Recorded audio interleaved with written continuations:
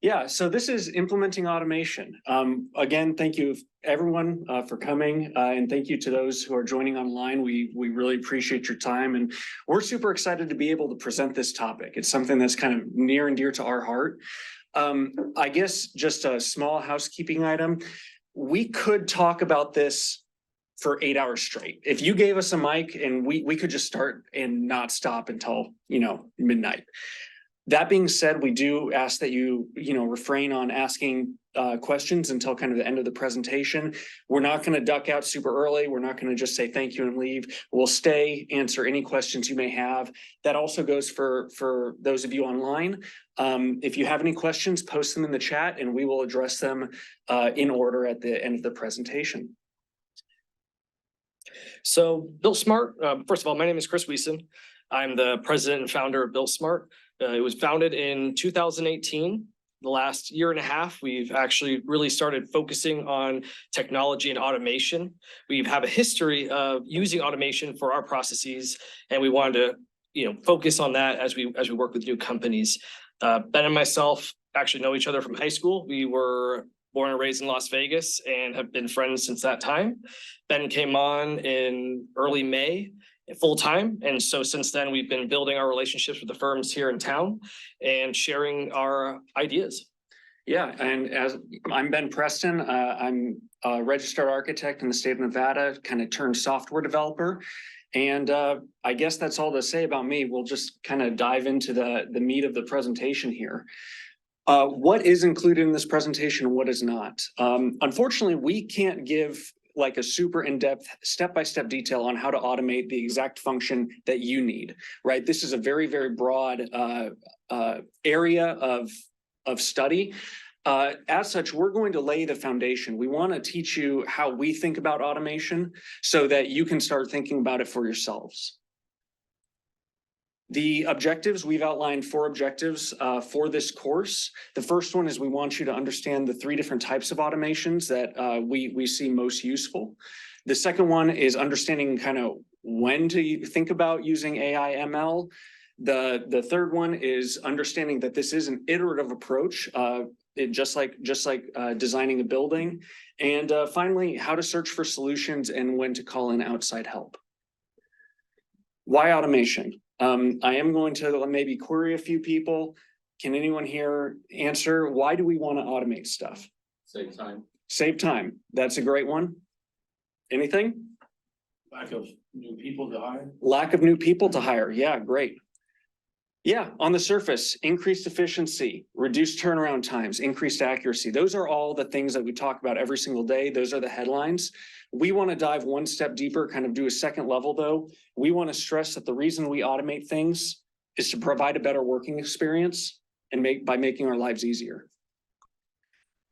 There's studies going back to the early 1980s that actually show that kind of repetitive and boring tasks are correlated with at-work anxiety, depression, and turnaround time, or turnover, employee turnover. We view automation as kind of an answer to this problem. Automate the task, get rid of the boring stuff, let everyone focus on what they love to do. All right, hold on. So this is always this part where people kind of come in and they say, are you guys trying to take my jobs, right? Or it's really hard to generate and build these programs. And the reality is, we're not trying to take your jobs, right? We're trying to make sure that you have the ability to focus on the stuff that you enjoy doing. And secondly, we want to make sure that, using the techniques that we're going to show you today, you'll realize it actually takes a lot less than you would think to invest in technology and making your workflow easier. Plus, you're already doing it. Everyone here is already automating. The first thing that we want to talk about, kind of step 0, laying the groundwork, is using what you already have at your disposal. Basically, every program that we use, all the kind of enterprise level software that we already pay for has like vast amounts of functionality that nobody's using. There was a study in 2018 that kind of looked at white collar jobs across the board, and they found that like when you're looking at these enterprise level systems, about 20% of the functionality is used every day. 30% of the functionality is sometimes used, maybe once every couple weeks, once a month, and then 50% of that functionality is just never touched. So the first thing that we want to stress is squeeze out every kind of drop of juice that you already pay for. Make sure that you're fully utilizing the systems that you have access to. Which brings us to our first case study. So this specific case study was something that we experienced very recently. Now, just to kind of give you an idea of what was going on, we had a project where we needed to extract from PDFs over 310 rows of data. Now, typically, a standard workflow might be to go through and do that manually, right? That's not what we're trying to do here. We're trying to automate, make our lives easier. And so the constraints that we have here are that we're only going to use the software that we're already paying for. And then finally, what do we want to get that data to look like? Well, we want to make sure that we take out the height and width information and then formulate them so that they're in each their own column. And so one of the difficulties we were having is that it's not really formatted to be extracted and processed. So now we'll go to the next slide.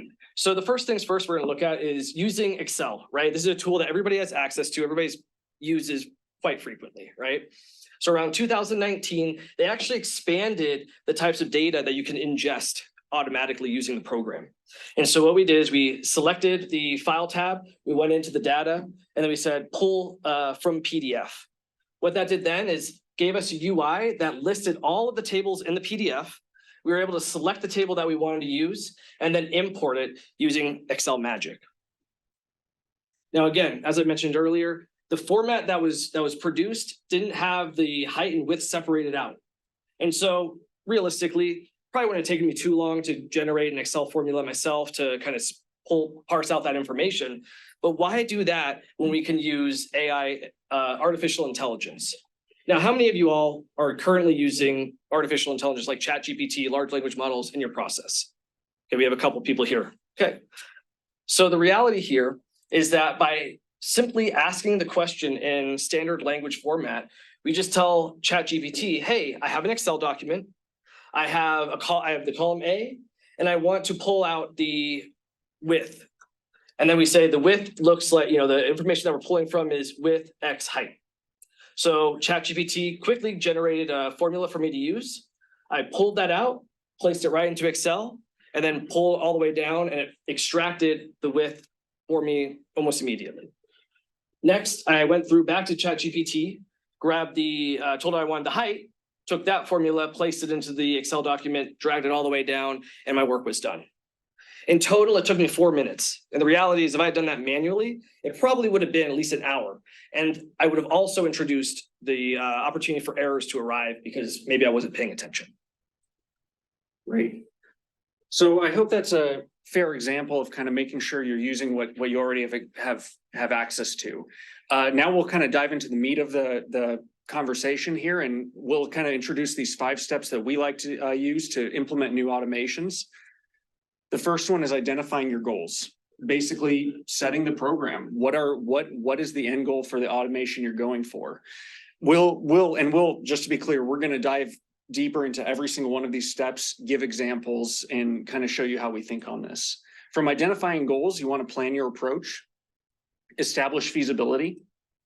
You create a proof of concept. So this is something that's kind of a bare minimum use case. It has the functionality for what you need to do, but it doesn't have any bells and whistles. Get buy-in and set course. Sharing the POC with your team, your colleagues, getting comments on it, and then being able to use those comments to develop the full solution. And from there, you use your product and move on to the next goal. When I kind of moved from architecture into software development, I was really surprised at the parallel between the architectural process and the development of software. It's almost the same phasing. You go through what is essentially defining your own program and then move through the design almost as though, or almost in parallel to what you might already be used to if you're working in industry. The only real difference is that you're writing your own program and occupying your own product. Chris is going to introduce 3 case studies that we're going to use to move through these 5 steps. Chris? Thanks, Ben. So the first case study we're going to look at is pretty simple. And all it is we have meetings that we have every week. And for those meetings, we like to take notes. And so we use Notion to take all of those notes and fill in all that information. Now, all we're wanting to do is when a new meeting is generated, we want to have a note automatically programmatically generated. Next, we're looking at distance-based line weights. Now on Revit, when you use it out of the box, what happens is it's pretty standard, right? There's not a lot of customization. And so what we want to do is we want to create a tool to make it easier for us to modify the line weights based on the distance from the camera. And finally, we're going to do a floor plan generation. Now, depending on we want to be able to go through, do a whole bunch of iterations of design concepts and choose the one that makes the most sense. We want to be able to do that very, very quickly with a lot of different options. Step one, getting into the meat of it, identifying goals. The first thing that we want everyone to do when trying to implement this is gather ideas. Oftentimes when you're working on a project, you will run into an issue that needs to be automated. You'll, quietly curse to yourself. You'll Google a solution. Maybe it's a workaround. And that solution might just live with that project and be left behind and not implemented into the firm-wide workflow. So we want you to create a place in your firm where you can collect ideas. It can be digital, like a OneNote document. It can be a Word document.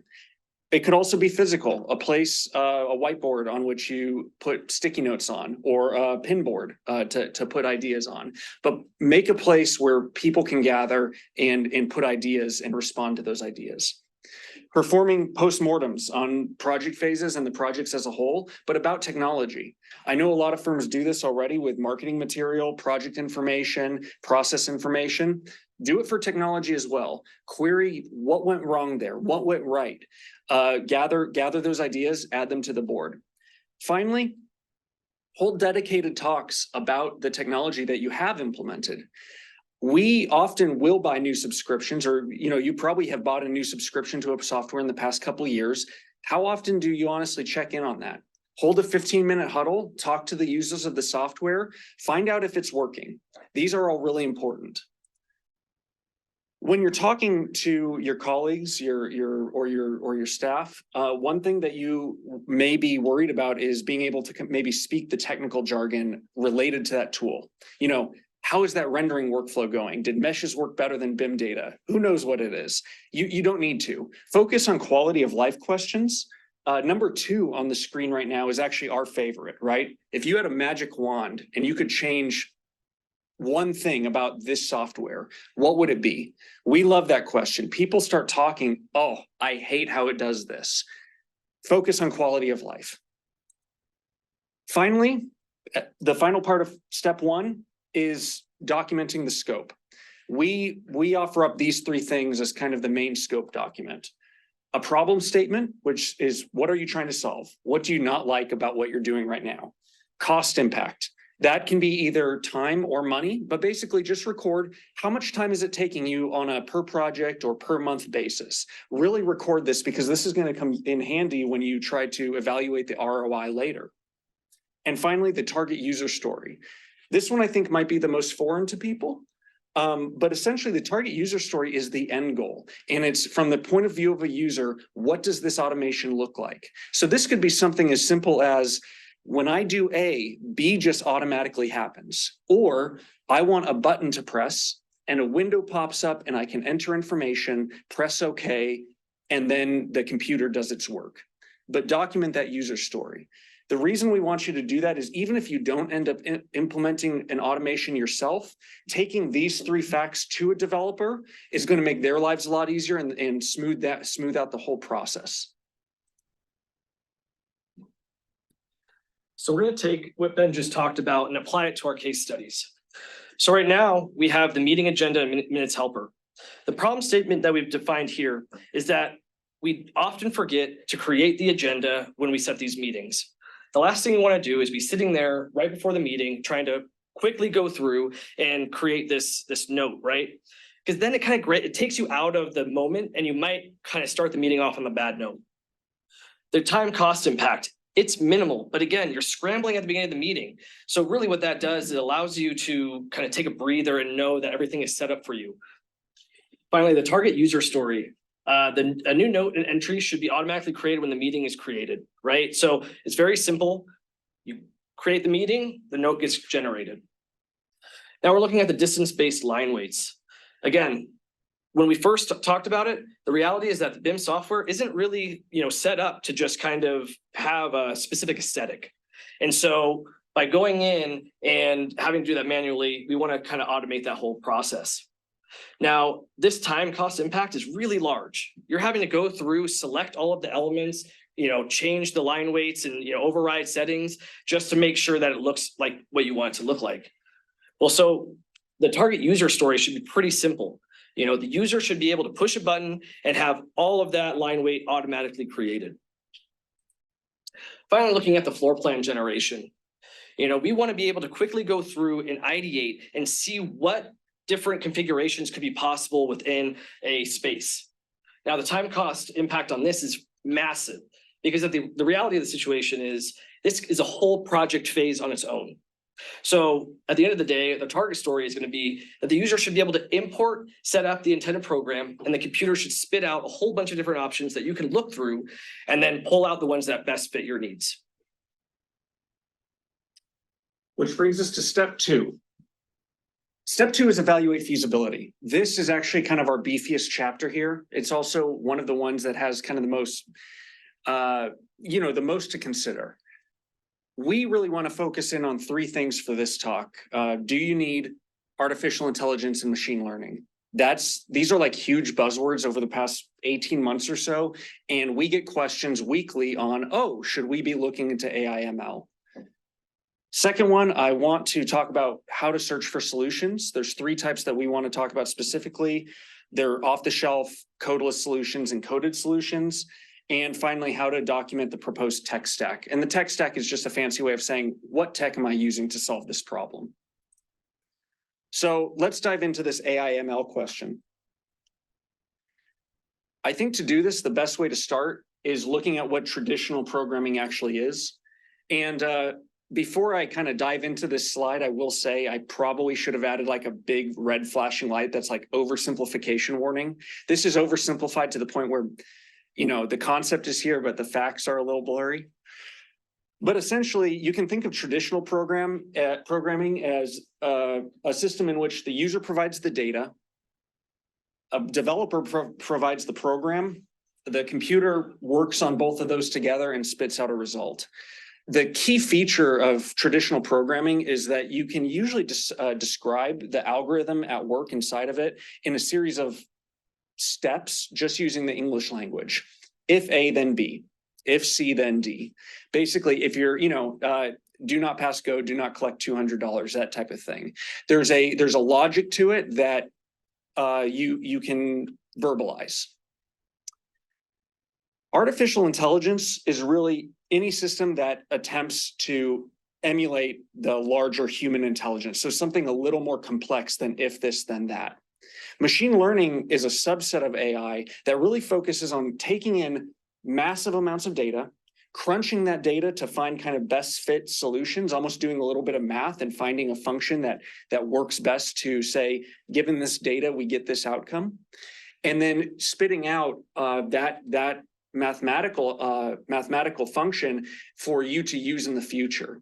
So if we look at our graph here, you'll notice on the right-hand side of the artificial intelligence machine learning graph, you still have the traditional program data prediction result relationship.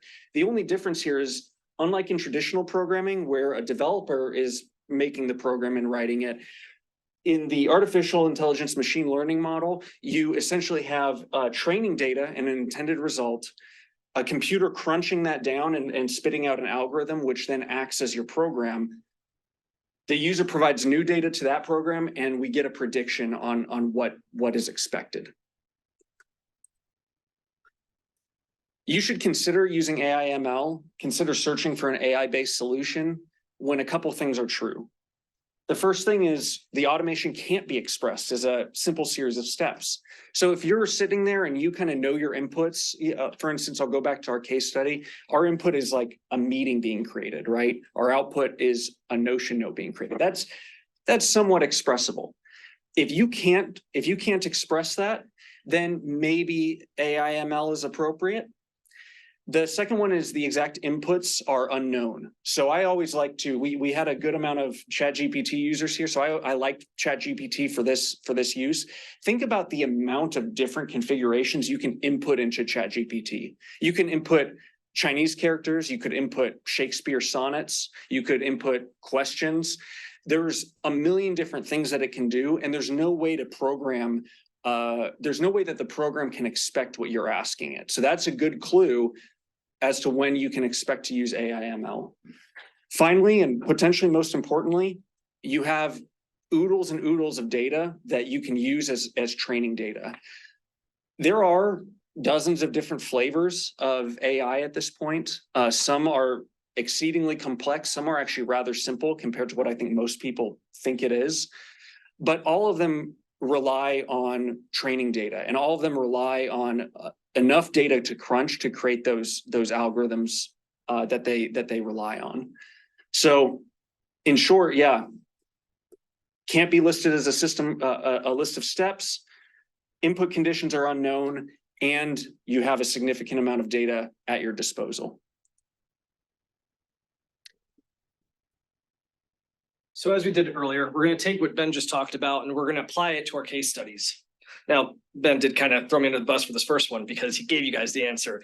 But the question here is automation, is AI and machine learning required to execute these tasks, right? So let's look at the meeting agenda minutes helper. I was going to ask if we should use AI ML, but Ben already did that for you. So we're just going to go right into it. We don't need that for that because it's a couple steps that we can list very quickly, right? Next, we're going to look at the distance-based line weights. Now, this one I will ask everybody in the crowd, do we need to use AI and machine learning to execute on this task? Thoughts? Yes, no? No? No? No. No? Okay.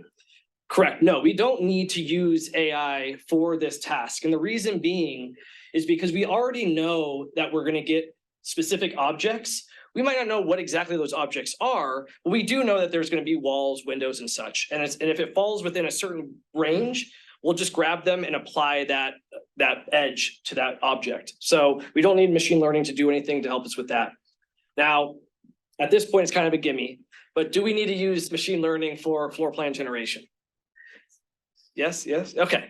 We do. This is, well, it's definitely going to help a lot, right? Because the reality here is that there are variables that we can't account for. We don't know what the floor plate is. We don't know what the program is, but we do know that we're going to leverage previous work to be able to come in and say, oh, this is going to be a good recommendation for this space.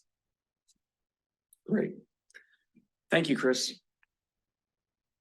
Step two, continuing in step two is kind of searching for your solutions. When you search for solutions, the number one thing I want you to think about is think about your existing workflow. If you are a SketchUp user primarily, don't go out there searching for solutions in Rhino. We have run into clients that are, essentially say, should I be using this instead? Should I upend my entire workflow to start on this new path? And the answer is generally no. Workflows evolve step by step over time, slowly. Don't go in and rock the boat too much by completely uprooting what your team is currently using. The second thing that I want you to know is, in order, always search for off-the-shelf solutions, codeless automations, and coded automations. Off-the-shelf, codeless, coded. This kind of step by step represents kind of a low effort to high effort in terms of how to implement it. And we're going to get into what each of these are. Off-the-shelf solutions is probably fairly obvious. It's what everyone in this room and everyone online already use. They are pre-built solutions made by a developer. They include desktop apps, web apps, your iPhone apps. They also include plugins and extensions that you might be using for all of those apps. If you're not already aware, almost every developer for a major app has like an app store in which you can download extensions, Microsoft, Autodesk, Graphisoft, what have you. The second one, which is probably the newest to most people, is codeless automations. Now, if you're in industry, you will probably recognize the names like Dynamo and Grasshopper. Those are codeless automations. They allow you to automate workflows without needing to write code. In general, and the one on the screen, by the way, is Microsoft Power Automate. So this is something outside of the design industry. This is more for general office automations. But in general, they use what are called nodes, which represent functions, and you draw arrows or make connections between those nodes to deliver data from node A to node B. So, data coming out of A goes as the input into node B. Node B does a little bit of work, spits out new stuff, and it goes into node C.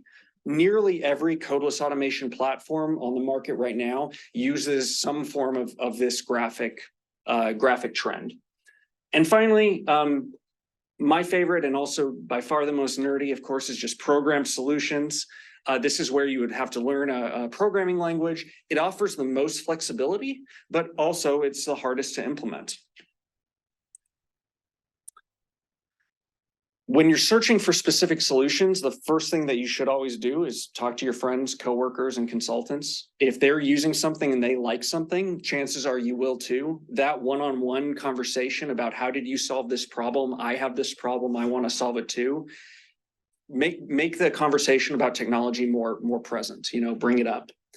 Second thing that we would recommend is sign up for industry-focused chat rooms and in forums. Almost every developer has a dedicated forum for their software where you can go online and ask questions. How did you solve this issue? Sign up for those and be part of those chats if you want to start implementing certain automations.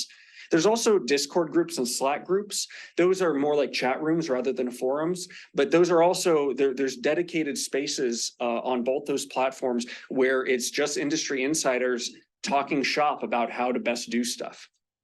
Finally, use search engines. And I know what you're going to say, like, did I really drive all this way? And he just told me to Google it. And kind of, yeah, the answer is yes. But we are going to help out a little bit with how to use those. Keywords are more powerful than questions, first of all. There's no reason to type your full question into a search engine. And actually, full questions on how do I do this? How do I do such and such in this program can actually yield worse results and less pointed results than just looking for the keywords on what you're trying to do. So going back to our case studies, case study A, your initial search might be send data, Outlook, Notion. You have your two programs and you kind of have the verb send data. That's what you're trying to do. The second one, Revit add-in, elevation, line weight, depth. Again, just looking for people who are talking about similar things. Read through that first page of Google, see what they're doing. You don't have to go through Google page 2. That might as well be the dark web. I don't think anyone ever clicks on that next one. But look what people are doing at that front end. And then finally, C, architectural floor plan, generative design, something like that. Now, those are really for pre-built solutions. That's going to tell you what's out there, like kind of on the surface level. If you're looking for like a codeless or coded automation, you just need to tack on two different words. The first one that you need to know is API. That's application programming interface. That's just a library of code that we use to augment programs. SDK, sometimes used synonymously with API, is software development kit. Realistically, software development kit usually includes the API plus maybe additional applications that are used to develop and documentation. So usually it's a little more extensive. But essentially, if your initial searches don't really turn up anything, searching something along the lines of Outlook API, if it returns a result and you go through and it's like, welcome to the Outlook API, chances are that you can automate that tool. Tekla API, for instance, I believe returns nothing last time I checked. So there are programs out there that don't have APIs and do not have SDKs. And that's when you know maybe you've hit a dead end. So we've done the searching for you. So this is the meeting agenda. And so as you can see, we have off-the-shelf solutions didn't yield any results. The reason, we won't go to the reason yet, but that kind of ends that one. Now we're going to look at codeless automations. Now there are tools like Zapier, N8N, and these are tools, they're third-party apps that you can use that have nodes for a lot of different programs. I mean, it is incredible the amount of different programs they support. We did find, though, that Power Automate has nodes for Outlook and Notion, but you do have to have a little bit of understanding of JSON. Now, there is, it's not very much time to kind of learn how to, kind of structure that data, but it is going to take a little bit of know-how. And finally, Outlook has a full API as well as Notion. So the reality here is that if we really wanted to go in and do a full build, we have the ability to get that information directly out of both of those programs. Next, we'll look at the distance-based line weights, off-the-shelf solutions. So this one in particular, and mind you, this is a real use case. We identified a Revit add-in that was on the market, that was off the shelf, but it didn't really have a lot of information about the tool, and it also didn't have any pricing, and that's kind of sketch. So we avoided that one. Next, we looked at codeless automations. Now, we didn't find any pre-made solutions, but we did find that Dynamo supports part of what we need to do to execute this goal. So we're going to keep that in the back of our mind. And finally, program solutions. As we went through the Revit API forum, which is a really good source of information, we found that the Revit API can 100% support what we want to do. Now we're going to look at the floor plan generator. This one, off-the-shelf solutions, there were so many. I mean, it's practically a whole industry on its own, just kind of coming in and taking all this information, generating floor plans. So we had a lot of different options to choose from that we can go through and do research on. Now, codeless automations, we did find that some people were generating some codes for this, but man, it was like spaghetti. Looking at that, all these different nodes that were trying to talk to each other was a little overwhelming. And then lastly, we have the program solutions. Now, this one in particular, we found a lot of papers outlining how this can be done. And so we know for a fact that it's totally possible, but now we need to figure out whether or not it's worth the squeeze. Which brings us to step 3, evaluate return. Once you've established feasibility, you need to know whether it's worth pursuing that path. The first thing that you need to do is establish your payback period. And this is personal to each and every firm, maybe each and every team within firms. Some teams that we work with, they say, well, we're willing to put in the time and money and we'll pay it off over the course of the next 2 or 3 years. Some people are saying, no, we want it done this year. Our budget doesn't allow for that. We need payoff in 3 or 4 months. Either way is fine, but you need to define that for yourself because that's going to inform whether or not certain solutions are feasible for you. A couple things to remind you of is regardless of what type of automation you use, even if it's off the shelf, if you program it yourself, whatever it is, make sure you include the cost to train your staff and maintain the solution.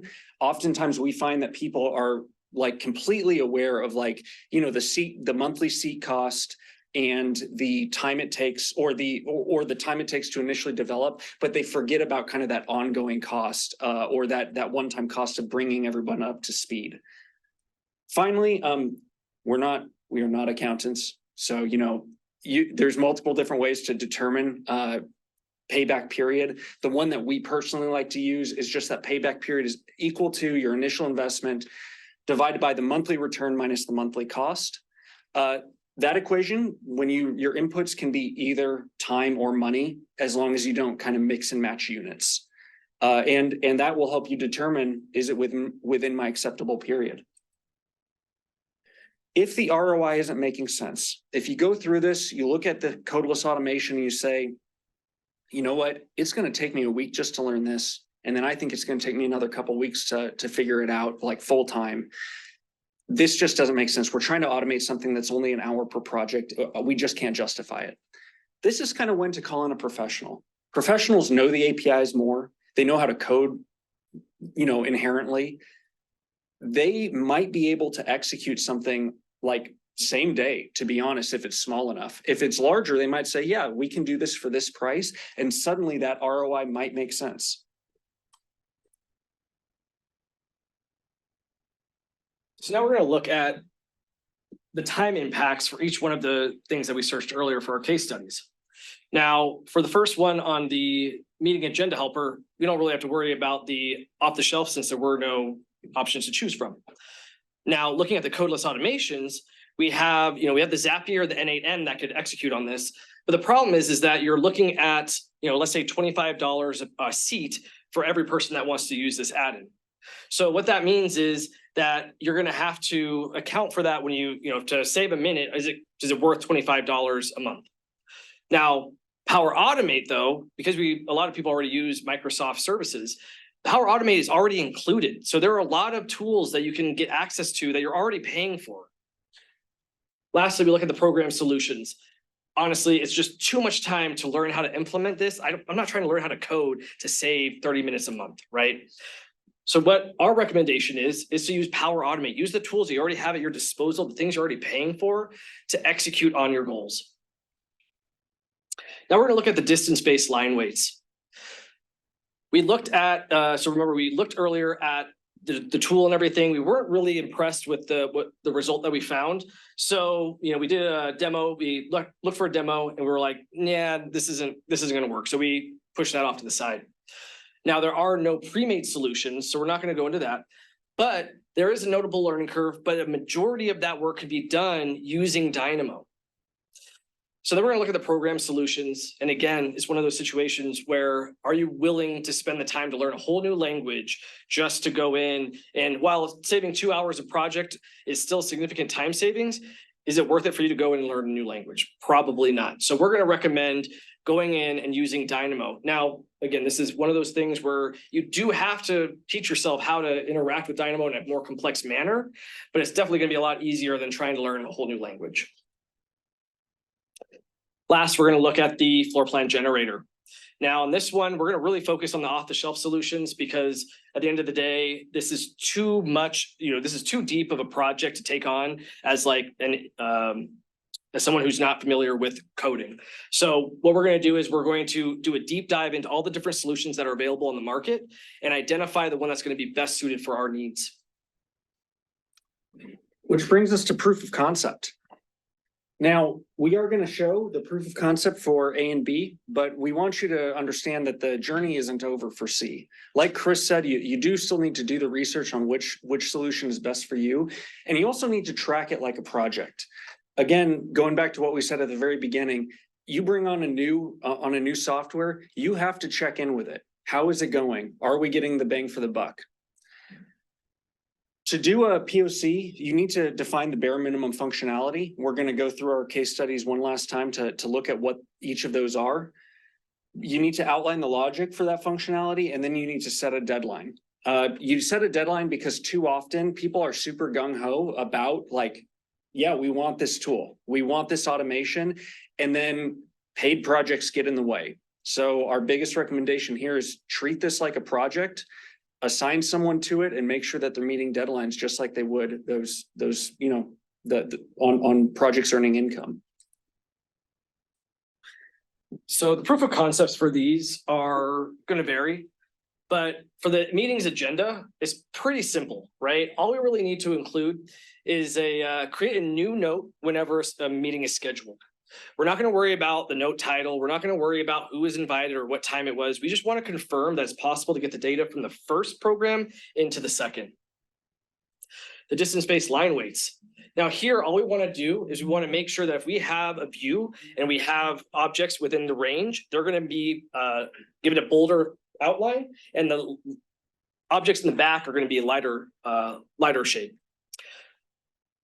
Floor plan generation. We're just going to use the off-the-shelf stuff, but we're going to make sure that's doing everything we want it to do. So we are still going through and testing ideas and making sure that everything is working as we expect. These are what the actual proof of concepts look like for these two tools. These are working. This is in Power Automate. This is our Outlook to Notion. This was 2 nodes in our codeless automation. And, I know that some of this stuff down here looks a little hairy, especially if you don't deal with programming and stuff, but I'm pretty confident that everyone on the call and everyone in this room with a little Googling, maybe a little help from ChatGPT, could absolutely figure this one out. There's a built-in node that says when a new event is created in Outlook, that triggers node number 2, which is create a page in Notion. Out of the box, ready to go. And here's a clip in the bottom right-hand corner of the result. We had our little test database in Notion, and you can see the new meeting was created when it ran. So there's the POC, proof of concept. Hey, we got data from A to B.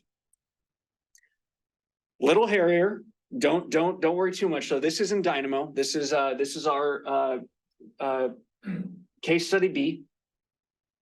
And you can start to see some of that spaghetti that Chris was talking about, but frankly, this is only 19 nodes. And remember, the time payoff for a successful implementation of this would be major. So it's worth a little bit of learning curve, a little bit of investment.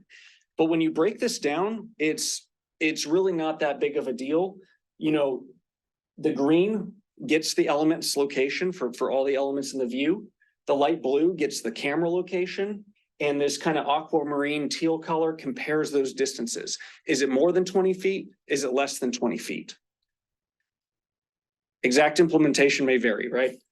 The purple is actually duplicates of each other. But essentially all this does, I think the top one sets the bold elements, the ones that are nearer to the camera than 20 feet. And the bottom one sets the far elements, and it just sets the line weight on that. Again, all of these are like out of the box nodes, easily approachable. And even if you can't find an out of the box node, in Dynamo, and in things like Grasshopper, in Zapier, there are nodes where you can input like Python or C#. Those are programming languages, which ChatGPT can fill out for you. So you can kind of get some customization there on things that aren't quite out of the box. And there's your result. This is on one of the Autodesk test projects, but you can see this portion of the house that's nearer to the camera is nice and bold, and everything else is nice and light in the background. Again, POC, this took us about an hour. Of course, we're professionals. You know, I think someone coming at Dynamo for the first time might be a day or two. But after this, iterating on this will be pretty easy, which takes us to our last step, build and iterate. The first thing that you have to do is get the POC in the hands of the people who are going to use it, and use it as much as possible. They're going to have opinions on it, and those opinions are going to be maybe not so good. Why isn't it doing this? Why is it doing this poorly? And you say, hold on. Throw it up on the board. Going back to that board that we used to get our POCs in the first place, get your ideas up on the board. Let's prioritize them. You can select a small group in your firm to act as alpha testers, maybe people who are a little tech savvy. They understand that this is a iterative process. It isn't a complete work of art yet. Once you have all your ideas, define the goals of your next step. Keep those next steps small. Keep them concise. You don't want to go, going from our apps right here to a fully fledged application might not be feasible, but going one step at a time becomes really, really easy. Let's just add this one little piece of functionality. Let's refine this, that type of thing. And once again, treat this as a real project, set a deadline, and execute on it. So what's next? We've gone in, we've created all of, we're getting the notes to appear when a new meeting is made. So now we're going to take the next step. We're going to say, okay, now we want to make sure that the information that gets put into the notes can be brought back in, and it can draft like a minutes for the meeting, and that can be sent out automatically. So just like Ben mentioned earlier, it's all about baby steps. You don't want to, if you try to take the whole piece of the pie at the same time, it's going to be unwieldy versus going in and just saying, okay, we've gone to this point, now let's focus on the next. Looking at the distance-based line weights, now we want to be able to go in and perhaps reach out to the developer and take it to the next level, right? So even though you might start the POC in-house, there may be a point where it just becomes unwieldy for you to do yourself. And then for the floor plan generation, you just want to make sure you build a mastery of the program. You want to become an expert. Just like with anything else, the more you know it, the more you can have it work for you. And to recap, in other words, again, use what you have. That's kind of lay the groundwork. Identify new opportunities. Identify things that your team needs. Evaluate. That's the off-the-shelf, codeless, coded. Create a proof of concept and then iterate on it. And then just keep moving, because technology does not stop, and it's up to each of us to keep up with it. So what we have here are a few next steps. They're not going to be talked about here, but we did want to kind of put them on your radar.